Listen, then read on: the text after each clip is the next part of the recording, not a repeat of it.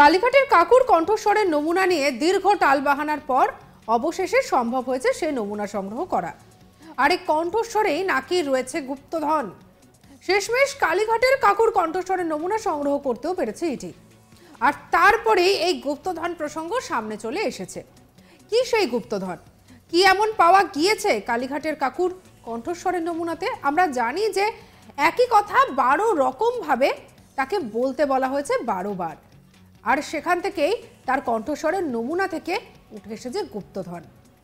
আর এই মন্তব্য করেছেন রাজ্য বিজেপির সভাপতি সুকান্ত মজুমদার। নিশ্চয়ই কোনো গুপ্তধন রয়েছে যা লুকোনোর চেষ্টা করা হচ্ছিল, এই কথা বলেছেন তিনি। কালীঘাটের কাকুর কণ্ঠস্বর সংগ্রহের নির্দেশ আরও আগে আসা উচিত ছিল। এবার বোঝা যাবে বিষয়টা ঠিক কোন দিকে যায়। আলিপুরদুয়ারে দলীয় কর্মসূচিতে যোগ দেবার আগে শিলিগুড়িতে সংবাদ মাধ্যমের মুখোমুখি হয়ে এমন মন্তব্যই করলেন বিজেপির রাজ্য সভাপতি সুকান্ত মজুমদার। সুকান্ত বলেন, আসলে সুজয় কৃষ্ণ ভদ্রকে চুপ করিয়ে রাখার চেষ্টা করা হচ্ছিল, কারণ কালীঘাটের কাকু যে বসের কথা বলতেন তা যদি প্রকাশ্যে এসে যায় তবে তদন্তকারী সংস্থা সেখানে পৌঁছে যাবে।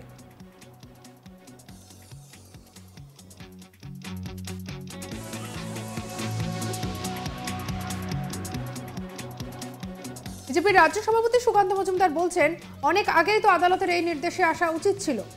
আর এবার বোঝা যাবে যে কালীঘাটের কাকুর ভোকাল কর্ড থেকে রাস্তা কোন দিকে যাচ্ছে। নিশ্চয়ই ওখানে কোনো গুপ্তধন আছে। এই গুপ্তধনকে লুকানোর চেষ্টা চলছিল এতদিন ধরে। গুপ্তধন এবার মুক্ত হবে। সুজয় কৃষ্ণ ভদ্র এক বসের কথা বলেছেন, উনি বসের কথা বলে দিলে সেই বস অবধি তদন্তকারী সংস্থা পৌঁছে যাবে। কি বলেছেন শুনবো। দেখুন, আদালত রায় দিয়েছে, সেই রায়কে ইমপ্লিমেন্ট করেছে তদন্তকারী সংস্থা। অনেক আগেই এই রায় আসা উচিত ছিল বা আদালতের সেই নির্দেশ আসা উচিত ছিল।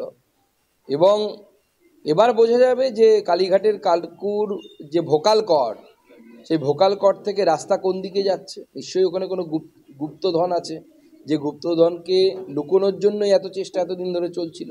সেই গুপ্তধন এবার সবার সামনে আসবে, মুক্ত হবে। দেখুন, চেষ্টা তো চলছিল, বোঝাই যাচ্ছিল। কারণ সুজয় কৃষ্ণ যদি ভদ্র বা কালীঘাটের কাকু তিনি যদি মুখ খুলে দেন, তাহলে পরে উনি যে বসের কথা বলছেন, যে বসকে ধরা যায় না, ছোঁয়া যায় না, কেউ ফোনে ধরতে পারে না, সেই বস অবধি তদন্তকারী সংস্থা পৌঁছে যাবে। আবার এরই পাশাপাশি লোকসভায় আসন সংখ্যা নিয়ে সুকান্ত বলেন, লোকসভা নির্বাচনে কেন্দ্রীয় নেতৃত্বের তরফে কোনো রকম আসন সংখ্যা বেঁধে দেওয়া হয়নি। তবে স্বরাষ্ট্রমন্ত্রী অমিত শাহ জানিয়েছেন, পশ্চিমবঙ্গ থেকে এত আসন জিতে আসতে হবে যাতে প্রধানমন্ত্রী নরেন্দ্র মোদী বলতে পারেন, আমি পশ্চিমবঙ্গ থেকে বেশি আসন পেয়ে প্রধানমন্ত্রী হয়েছি। আর এই প্রসঙ্গ নিয়ে কি বলেছেন সুকান্ত মজুমদার শুনবো। কেন্দ্রীয় নেতৃত্ব থেকে কোনো রকম সংখ্যা দেওয়া হয়নি। আমরা মাননীয় স্বরাষ্ট্রমন্ত্রী আমাদেরকে বলেছেন যে এমন সংখ্যায় সিট আমরা দিতে হবে যাতে মোদিজি বলেন যে আমি পশ্চিমবঙ্গের জন্যই প্রধানমন্ত্রী হয়েছি। কেন্দ্রীয় নেতৃত্ব থেকে কোনো রকম সংখ্যা দেওয়া হয়নি।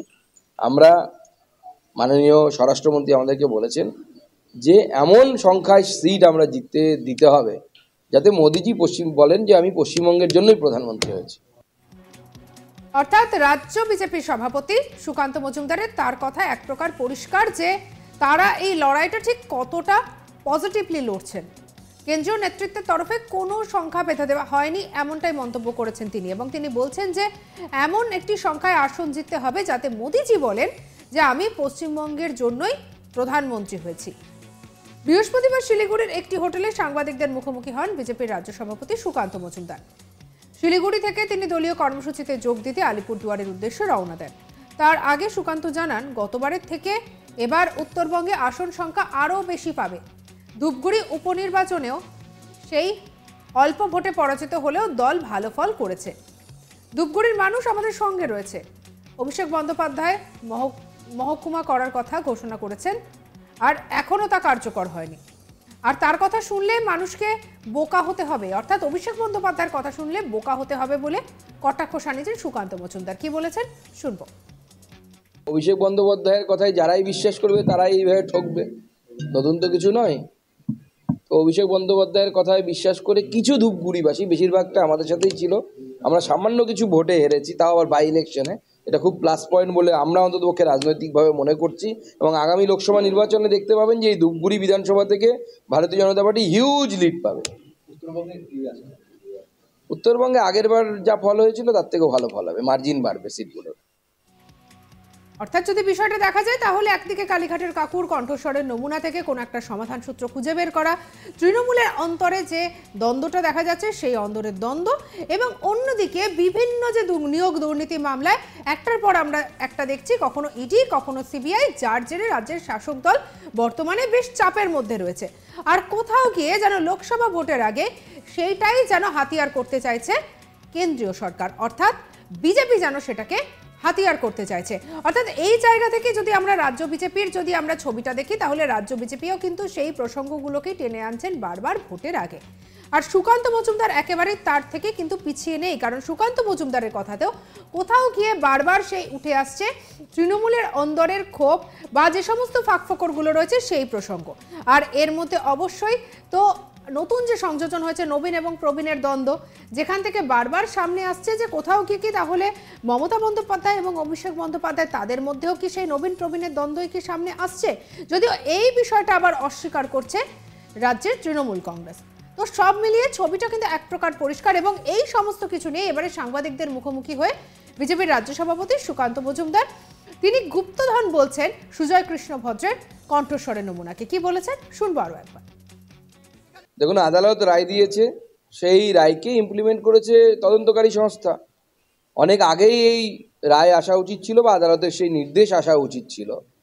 এবং এবার বোঝা যাবে যে কালীঘাটের কাকুর যে ভোকাল কর্ড, সেই ভোকাল কর্ড থেকে রাস্তা কোন দিকে যাচ্ছে। নিশ্চয়ই ওখানে কোনো গুপ্তধন আছে, যে গুপ্তধনকে লুকোনোর জন্যই এত চেষ্টা এতদিন ধরে চলছিল। সেই গুপ্তধন এবার সবার সামনে আসবে, মুক্ত হবে। দেখুন, চেষ্টা তো চলছিল, বোঝাই যাচ্ছিল। কারণ সুজয় কৃষ্ণ যদি ভদ্র বা কালীঘাটের কাকু তিনি যদি মুখ খুলে দেন, তাহলে পরে উনি যে বসের কথা বলছেন, যে বসকে ধরা যায় না, ছোঁয়া যায় না, কেউ ফোনে ধরতে পারে না, সেই বস অবধি তদন্তকারী সংস্থা পৌঁছে যাবে। আর এই সব কিছুর মধ্যে কালীঘাটের কাকু, যাকে নিয়ে এত জল্পনা এবং যার গলার কণ্ঠস্বরের নমুনা পেতে গিয়ে রীতিমতো নাজেহাল হতে হয়েছে কেন্দ্রীয় তদন্তকারী সংস্থাকে, তারা বারবার এসেছেন, ফিরে গেছেন, আদালতের দ্বারস্থ হয়েছেন, এবং অবশেষে সম্ভব হয়েছে সে কণ্ঠস্বরের নমুনা সংগ্রহ করা। এবং এই কণ্ঠস্বরের নমুনা সংগ্রহের ক্ষেত্রেও কিন্তু বেশ আমরা নাটকীয়তা দেখেছি, কারণ তাকে সন্ধ্যাবেলা নিয়ে যাওয়া হয় হাসপাতালে এবং সেখান থেকে তাকে দীর্ঘ 6 ঘন্টা ধরে তার এই কণ্ঠস্বরের নমুনা সংগ্রহ করা হয়, এবং রীতিমতো এমন একটি ঘরের মধ্যে করা হয় যে ঘরে কোনোভাবে আলো বাতাস শব্দ কোনো কিছু প্রবেশ করতে পারে না, এমন একটা ঘরের মধ্যে রেখে তার কণ্ঠস্বরের নমুনা সংগ্রহ করা হয়। আর এবারে সেই কণ্ঠস্বরের নমুনাকেই বিজেপি বলছে এবং সুকান্ত মজুমদার বলছে গুপ্তধন। তবে এই গুপ্তধন থেকে সত্যিই কি হদিশ পাওয়া যায় সেটাই এখন দেখার। সঙ্গে রাখুন আজ তাক বাংলাকে। অন্যান্য খবর পরবর্তী আপডেটের জন্য লাইক কমেন্ট শেয়ার সাবস্ক্রাইব করতে ভুলবেন না। আমরা এখন রয়েছে হোয়াটসঅ্যাপেও, তাই ফলো করে নিন, প্রতিটা মুহূর্তে আপডেটেড থাকুন।